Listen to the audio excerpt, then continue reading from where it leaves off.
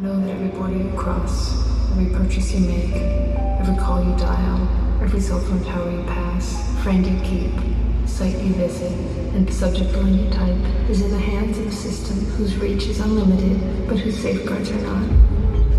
In the end, if you publish the source material, I will likely be immediately implicated. I ask only that you ensure this information makes it home to the American public. Thank you, and be careful. Citizen 4.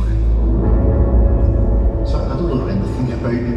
Okay, I work for, So I don't know who you are. oh, sorry, my name is Edward Snowden. I go by Ed. Edward Joseph Snowden's the full name.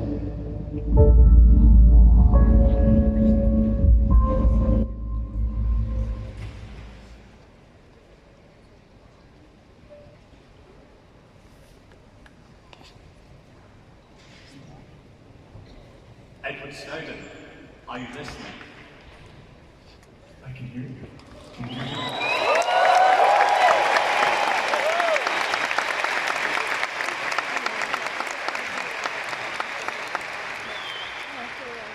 Welcome to Web Summit, Edward. Let's jump right in.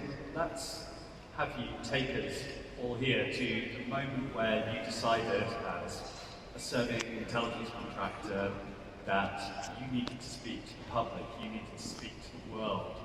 What was it like in that moment? What drove you to it?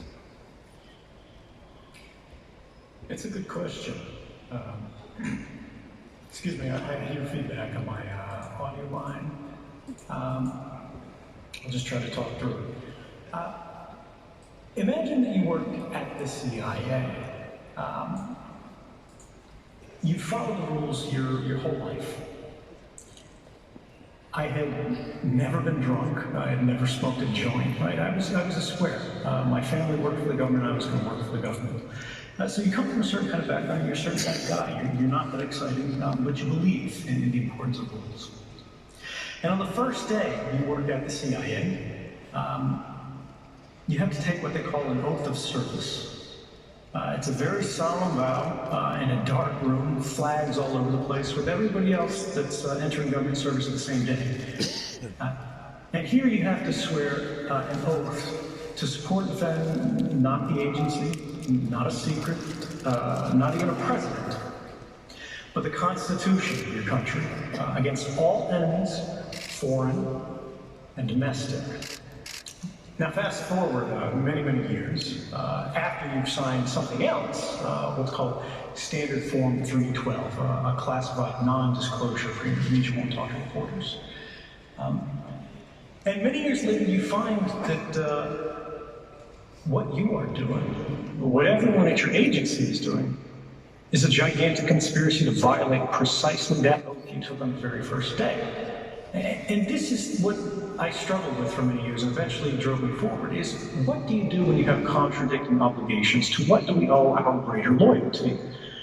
To the founding documents of our society, to the Constitution, or to Standard Form 312?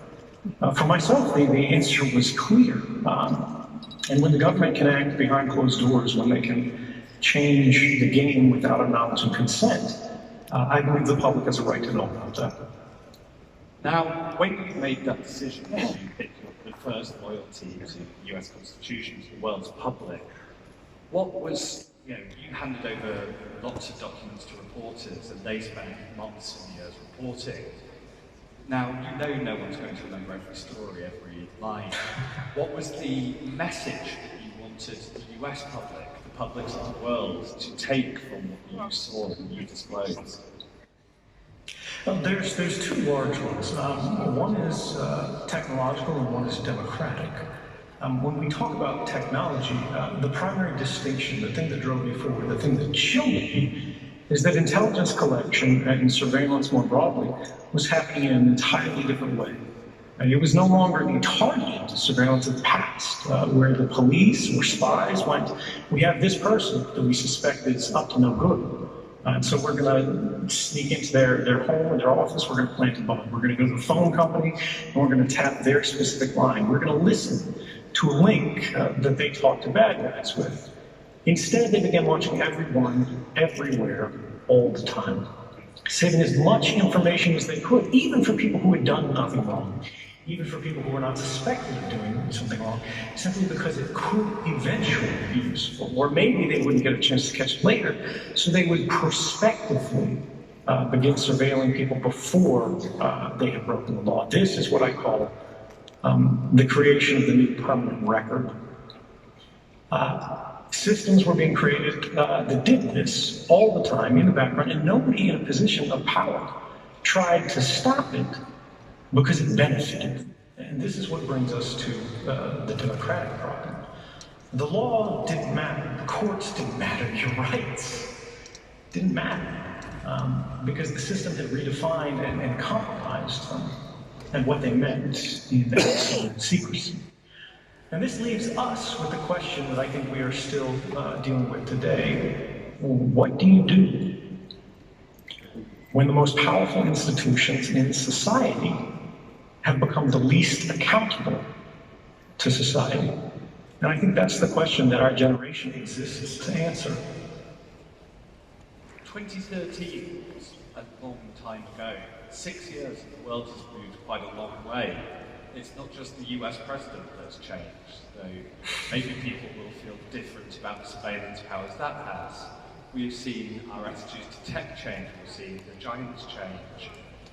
We've seen far more activity from Russia, from China, from other countries. Do you think the huge debate, the huge conversation that was started, how do you feel about the state of that 6 years on? Have we moved forwards, or are we moving back? Yeah, no, I think it's a good question. And this is really the subject of the memoir that I just wrote. The day I published it, the CIA and NSA sued to try to keep people from reading because they don't like books like this being written. I feel, looking 6 years on, that the world is changing and we are at a point of primary vulnerability. But I think as much as we see the anger rising, as much as I think we see awareness of problems beginning to develop, people are quite frequently mad at the right people for the wrong reasons, as they see this increasing predation on all of us publicly through these systems, whether we're talking governmental or corporate. Yes, these people are engaged in abuse, particularly when you look at a Google, an Amazon, a Facebook.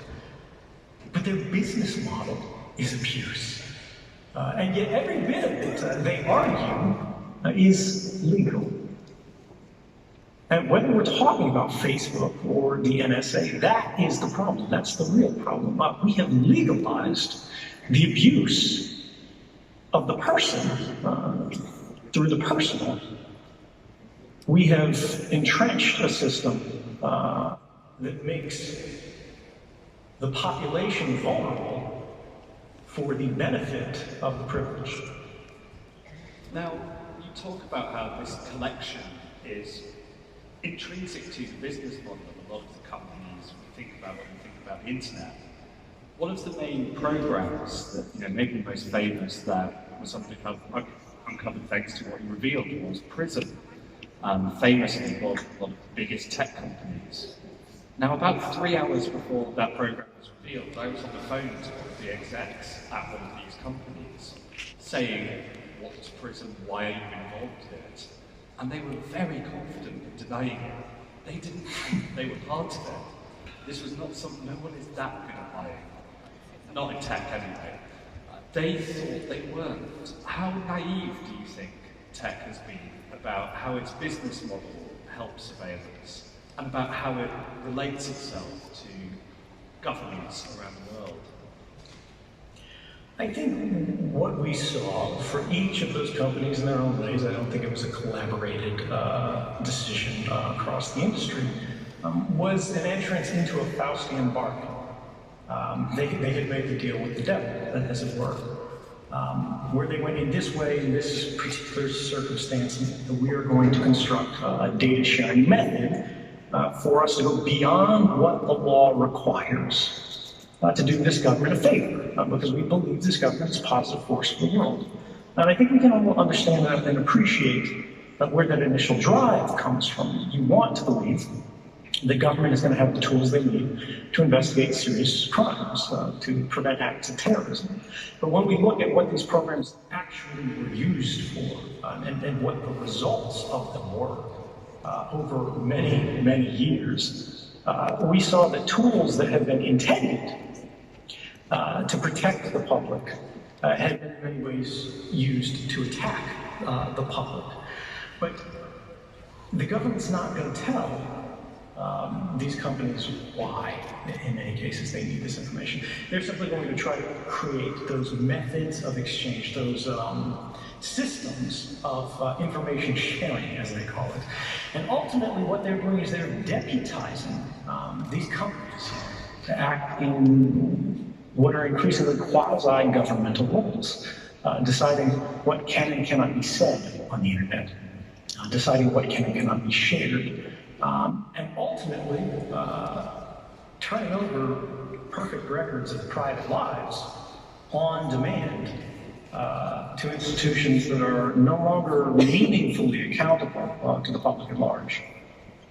So we're in the middle of something of a backlash towards a lot of big tech. And it's a strange backlash. Sometimes it's because tech is seen as violating privacy or acting badly. And sometimes it comes from governments for tech protecting privacy, encrypting things, and, quotes, helping terrorists. Do you think this backlash towards tech, which for a while at least was seen as this force for good, this different thing from big corporations, is that helping the surveillance era, or is it harming it? It's a good question. It's a complicated one. I think the answer is both. Technology is largely value neutral. It is an amplification of individual power. But what is an institution than the accumulation of individual power put toward a single purpose? When we have new technologies that are being used by small companies, by non-governmental organizations, by human rights defenders and activists, to try to empower the public broadly and protect them from threats and vulnerabilities. We start moving in the direction of a safer and freer world.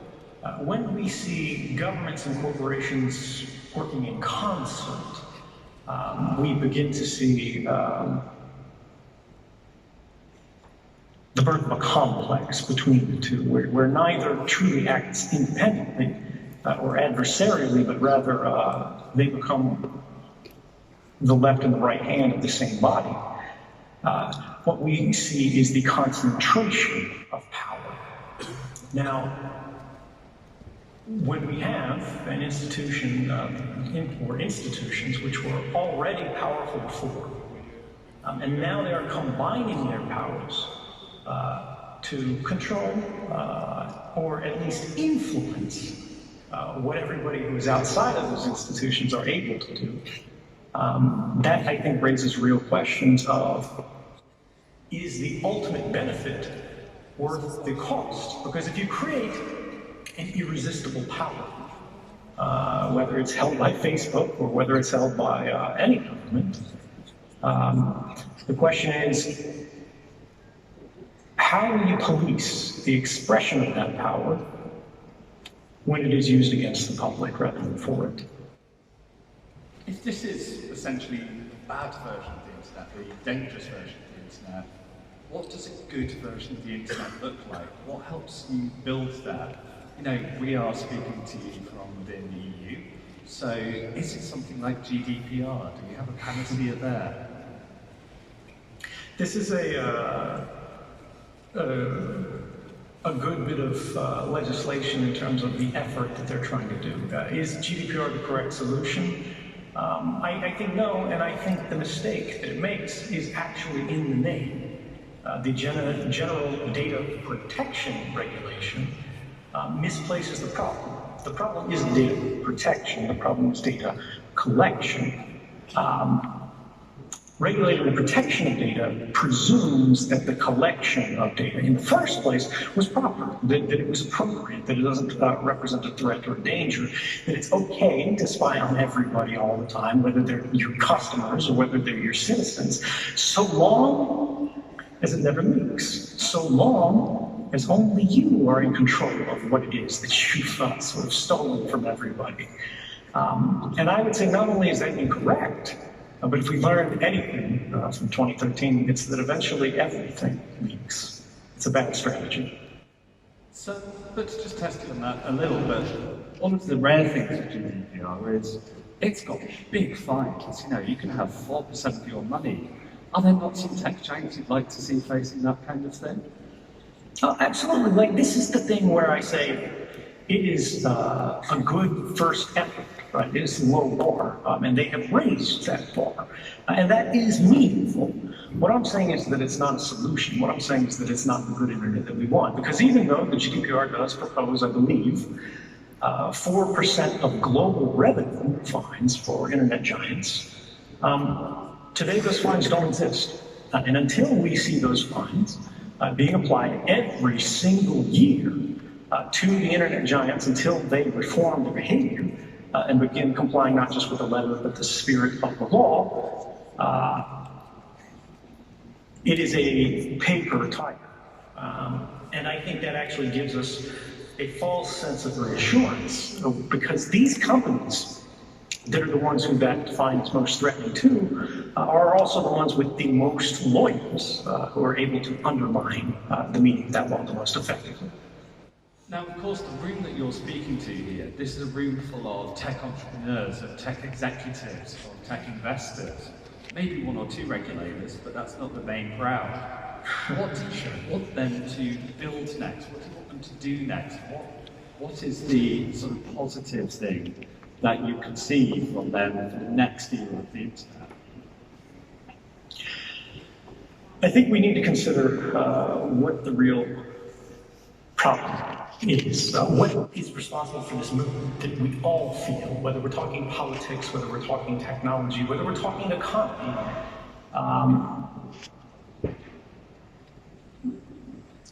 The public, my generation, particularly the generation after me, they no longer own anything.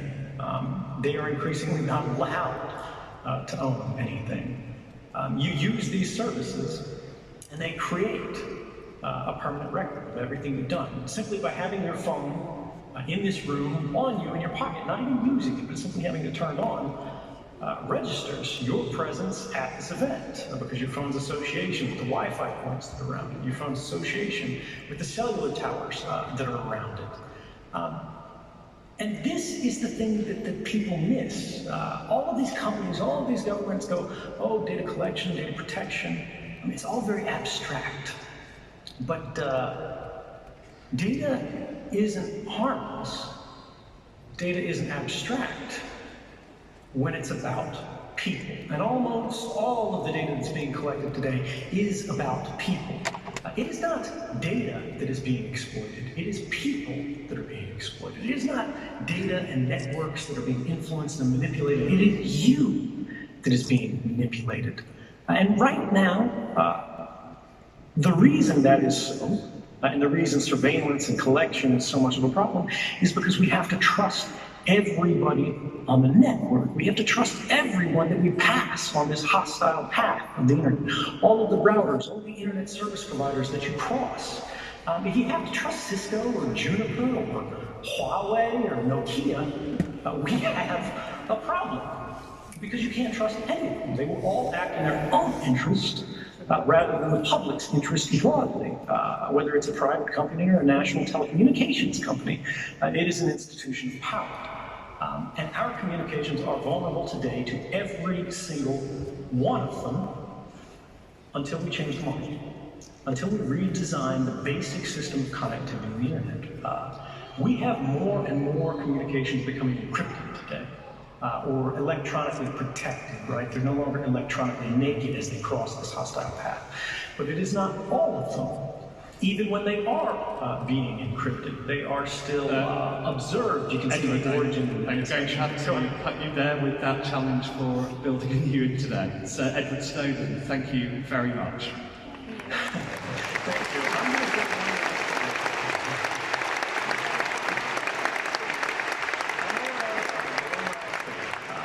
and this is for the call for restructuring the internet. It's much more simple than that. Rather than asking people to trust you, rather than asking them to trust your service, as all of your ailing competitors do, show them why they don't have to trust you.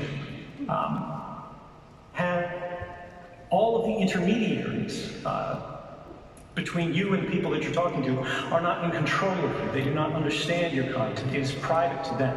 The only people you have to trust are the people that you're talking to, the people on the ends of the communication. And the reason that is important, even if you are for the NSA, even if you are for Facebook, is that there are companies, there are laws that do not apply to these countries. There are different jurisdictions, and the internet is global. The law is not the only thing that can protect you. Technology is not the only thing that can protect you. We are the only thing that can protect us. And the only way to protect anyone is to protect everyone. Thank you, and stay free. Thank you very much.